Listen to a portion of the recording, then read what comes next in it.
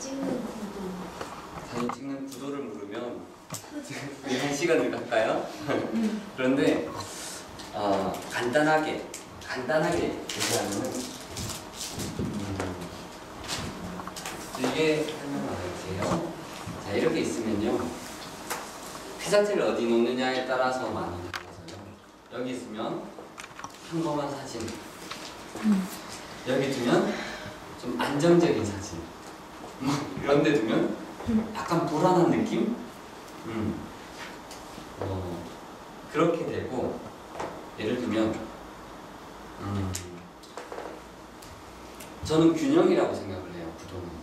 그래서 예를 들어 키 큰 사람이 있어요. 키 큰 사람이 있고 키 작은 사람이 있어요. 친구들 2명 사진 찍어줄 때 있잖아요. 키가 이렇게 커요. 그 다음에 키가 이렇게 작아요. 자, 그러면 사진 구도를 어떻게 잡아야 되나? 얘는 키가 크잖아요. 그럼 키 작은 사람한테 조금 양보를 해줘야 돼요. 그래서 이렇게 가는 게 안정적인 거예요. 이게 정답이라는 게 아니라 요거를 똑같이 보세요. 이렇게 있잖아요. 이거를 공평하게 가져가잖아요. 공평한 게 여기가 가운데죠. 그래서 이렇게 가져가면은 더 불균형적이에요. 어쨌든 그렇기 때문에 키 작은 사람은 억울하잖아요, 그죠? 그래서 조금 더 주세요, 공간을. 그러면은 안정적인 느낌이 들어요. 그래서 예를 들어 3명이 있다. 3명이 있는데 얘가 키가 비슷해. 그러면은 똑같이 줘도 괜찮겠죠. 그런데 얘도 키가 좀 작다. 그러면 한 이 정도로 좀 더 줬죠? 조금 줬고. 이런 식으로 저는 균형이라고 생각을 해요. 예를 들면, 자, 하나만, 불 한 번만 해주세요.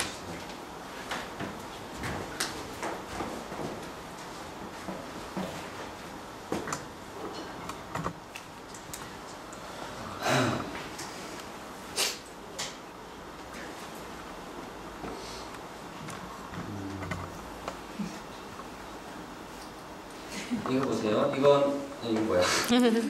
우리 애가 이건 그 추석 때 친척들 사진인데 아이폰으로 찍은 사진이에요.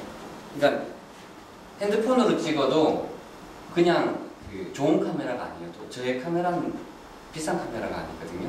근데 핸드폰 카메라로도 그냥 제가 둘째 아들 이제 핸드폰으로 찍어도 그냥 예쁘다. 예쁘죠?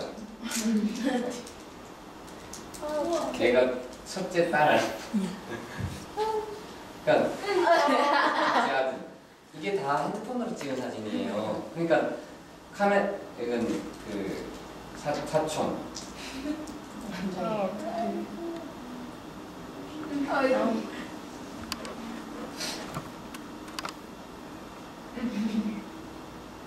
귀여워. 가족. 그러니까 이런 게 우리 와이프. 근데 이런 게 다 생각하는데 이건 뭐라고? 이런 게 다 핸드폰 사진이에요. 그러니까 얼마나 좋은 카메라를 가지고 사진을 찍는가 보다 더 중요한 것은 뭐냐면 피사체에게 어떻게 다가가느냐, 그리고 이제 기본적인 것들, 이런 것들이에요. 그리고 하나만 더 설명을 하면, 이건 이제 여러분들이 사진 전시회 같은 데를 가면은 제가 팁을 드리는 건데, 이제 렌즈에는 광각 렌즈와 망원 렌즈 뭐 이런 게 있어요. 그러니까 망원 렌즈는 왜요? 망원 렌즈는 멀리서 이렇게 찍을 수가 있어요. 이 친구를 한 이 정도에서도 찍을 수 있겠죠, 멀리서. 근데 광각 렌즈는 뭐냐면 많이 담을 수 있는데, 많이 담을 수 있는 대신에 광각 렌즈를 멀리서 찍으면 밋밋해져요. 그래서 광각 렌즈는 이렇게 가까이서 찍는 거예요. 그러면은 얘기할 수 있겠죠, 충분히. 얘기하면서 찍을 수 있겠죠. 저는 이제 광각 렌즈를 많이 찍는데, 왜냐하면 얘기할 수 있으니까. 그런데 자 보세요. 자, 망원 렌즈는 이렇게 좀 압축시키는 느낌이 있고 멀리 있는 걸 당겨올 수 있고 단순화시켜요. 이게 망원 렌즈예요. 그 다음에 이건 광각 렌즈예요. 이 할머니가 이제 나한테 나물 해먹으라고 주시는데 이 거리가 이 정도밖에 안 돼요. 그러니까 아주 가까이에서 찍을 수 있는 렌즈라는 거죠. 자, 이것도 망원 렌즈. 되게 단순하게 됐죠. 그리고 거리가 압축된 느낌이에요. 자, 이게 망원 렌즈. 그 다음에 이것도 망원 렌즈. 이거는 광각 렌즈. 광각 렌즈는 다이나믹하게 찍을 수가 있어요.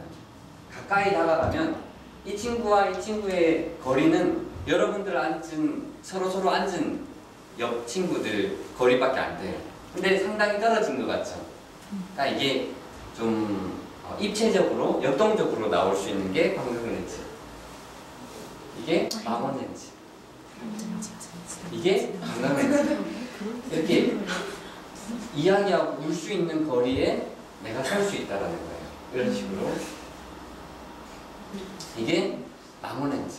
망원 렌즈가 낼 수 있는 느낌이 있고 광각 렌즈가 낼 수 있는 느낌이 있어요. 근데 조금만 봐도 설명을 해주니까 아시겠죠? 사진을 조금 보니까. 이런 건 망원 렌즈. 단순하고 거리도 압축되고 뭐 이런 느낌. 이거는 뭘까요? 광각 렌즈. 이 아줌마가 이렇게 손만 이제 뻗으면 제 입에 들어가는 거예요. 그러니까 그만큼 할머니하고 아줌마하고 저하고 거리가 이 정도? 그죠? 그리고 이건 옆 친구 거리인데 엄청 멀게 느껴지죠? 그러니까 원근감이 느껴지는 거예요. 자, 불 한번 켜주세요. 제가 왜 이걸 설명을 드리냐면 이제 사진 전시회를 가면 예를 들어 전쟁 사진 전시회에 갔다. 그런데 누군가가 이렇게 총에 맞아서 죽어가고 있어요. 근데 그 사진을 광각 렌즈로 찍었어. 그러면 우리는 이렇게 질문할 수 있는 거예요. 이 사람은 어떻게 이렇게 총탄이 날아다니는 위험한 데서 이 사람의 옆에서 어떻게 광각 렌즈로 사진을 찍었지? 라고 질문할 수가 있는 거예요. 그렇겠죠? 망원 렌즈로 멀리서 숨어서 안전한 곳에서 찍은 게 아니라 이 사람은 어떻게 죽어간 경찰 옆에서 사진을 찍었지? 라고 이해할 수 있는 거예요. 그런 것들이 알게 되면은 전시회나 뭐 이런 사진들을 볼 때 뭐라 그래야 되나? 깊이나 이해가 될 수 있겠죠. 끝? 또 혹시 질문? 저는 궁금한 게 있고요. 네. 저희 사육지 있으면 사진 많이 찍잖아요. 네. 그러면은 이렇게 좀 책 없어요. 예? 네, 그러니까 책에 그러면은 뭐지? 저렇게 가까이서 찍으려면 되게 어느 정도 시간을 두고 어떤 식의 노하우로 했을 때 그런 식의 표정과 그런 그건 말 그대로 그때그때 다른 것 같아요. 그때그때 다르고 일단은 뭐 저 같은 경우에는 뭐 찍히지 않으니까 이렇게 찍힌 대상이 있잖아요. 그러면 할머니 뭐 이런 식으로 아이고 힘들겠다 이러면서 이렇게 뭐 애교를 뜨는 거죠, 말 그대로. 그리고 뭐 아니면 다가가서 이렇게 할 수 있는 거죠. 그리고 뭐 아니면 이렇게 마늘 까고 있잖아요. 그러면 옆에 같이 이렇게 까. 같이 까. 그러면서 그렇게 할 수도 있는 거고. 그리고 이제 카메라를 의식하니까 처음에는 그냥 사진을 찍고 난 뒤에 다가갈 수도 있는 부분이 그건 다 다른 것 같아요. 자, 네.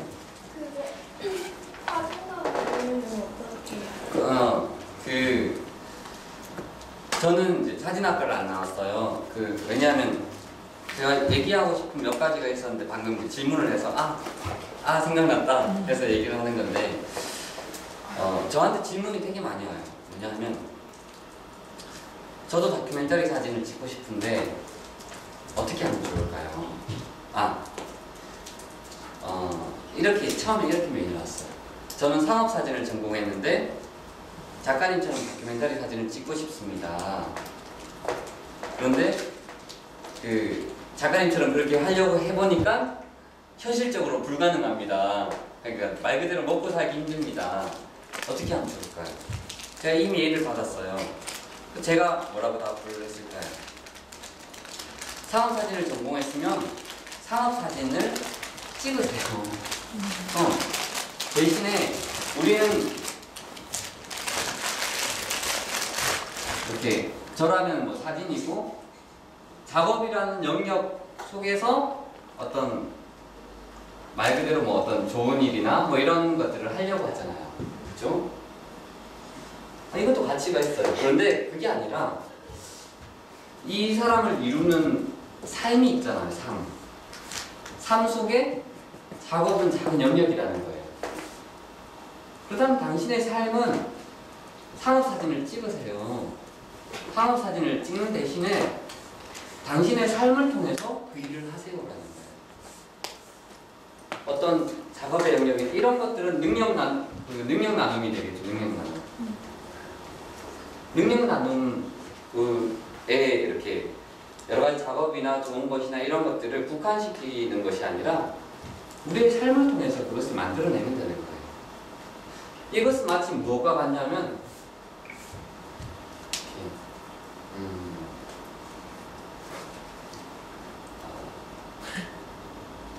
여우주연상 받을 때 감사합니다. 부모님께 모든 영광을 드립니다. 예를 들어 이렇게 말하고 그냥 끝내는 것 같아요. 부모님과 뭐 전혀 상관없이 살면서 예를 들면. 그리고 또 하나는 뭐냐면 사진을 찍기 위해서 사진학과를 가는 것보다 제가 추천드리고 싶은 것은 뭐냐면 저한테 그런 메일들이 많이 와요. 이제 사진학과를 나와서 사진을 찍고 싶습니다. 근데 사진학과를 안 나와도 사진을 잘 찍을 수가 있어요. 대신에 그러니까 여러분들이 이제 뭐 진로를 정하고 뭐 이렇게 하잖아요. 그렇다면은 예를 들어 저라면 내가 이제 이렇게 갈 줄 모르니까 국제통상학과를 전공했지만 제가 다시 쭉 돌아가서 대학교로 돌아간다면 전 인문학이나 뭐 이런 것들을 배우고 싶어요. 철학이나. 왜냐하면 사진 기술을 그냥 배운다고 해서 사진을 잘 찍는 게 아니거든요. 사람에 대한 이해와 여러 가지 뭐 이런 어떻게 살아갈 것인가에 대한 가치와 이런 것들이 같이 가지 않으면 가벼워져요. 사진이 말 그대로 그냥 사진일 뿐이에요. 그리고 어떤 사람들이 좋아할 만한 사진. 저는 작가지만 뭐 돈이 없기도 해서 뭐 값싼 카메라를 쓰지만 취미로 찍는 사람들 카메라가 1000만 원이 넘어요. 1000만 원이 넘는 카메라 가지고 뭘 찍냐면 예쁜 아가씨 사진 찍어서 올리면 사람들이 예뻐요 하고 끝나는 거죠. 근데 그렇게 하기에는 그게 의미 없다라고 말하는 것이 아니라 그렇게 하기에는 가치 있는 것들이 많다라는 거죠. 그렇기 위해서 꼭 사진을 찍기 위해서 사진학과를 가야 되겠다라고 하지 않았으면 좋겠고, 그것과 동시에 여러분들이 여러 가지 꿈꾸는 것들이 있잖아요. 그 꿈꾸는 것들이 때로는 비껴갈 수가 있어요. 제가 선생님이 되기 위해서 했지만 선생님이 못된 것처럼. 근데 무의미한 시간이라고 생각하지 않았으면 좋겠어요.